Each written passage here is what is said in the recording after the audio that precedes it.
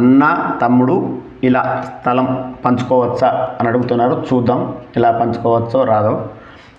ఉదాహరణకు ఇది స్థలానికి దక్షిణ రోడ్డు ఉంది. దీని స్థలానికి ఇది వీళ్ళ స్థలం అయితే అన్న దక్షిణ దిక్కు పంచుకున్నాడు, తమ్ముడు ఉత్తర దిక్కు పంచుకున్నాడు.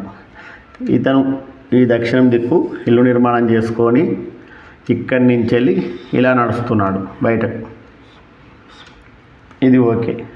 అయితే తమ్ముడు మాత్రం ఇక్కడ గృహ నిర్మాణం చేసుకొని ఇక్కడి నుంచి వెళ్ళి ఇక్కడికి నడుస్తున్నాడు అన్నట్టు. ఇట్లా నడవడం వల్ల ఈ స్థలానికి దక్షిణాగ్నేయం పెరిగినట్టు అవుతుందా కాదా ప్రశ్న ఉంది. అయితే ఖచ్చితంగా ఇది స్థలానికి దక్షిణ ఆగ్నేయం పెంపు కిందికే వస్తుంది. చిన్న స్థలం ఉంటే ఎవరో ఒకరు తీసుకోవాలి.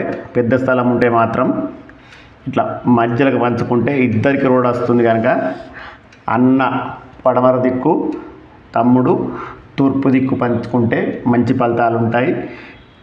ఇలా పంచుకోవడం వల్ల ఇతనికి ఈ దక్షిణ ఆగ్నేయం పెరిగినట్టు స్థలం చూపిస్తుంది. చిన్న స్థలం ఉంటే ఒకరు తీసుకోవాలి. పెద్ద స్థలం అయితే ఇలా అడ్డం పంచుకుంటే ఇద్దరికి రోడ్ వస్తుంది, దక్షిణ రోడ్డు.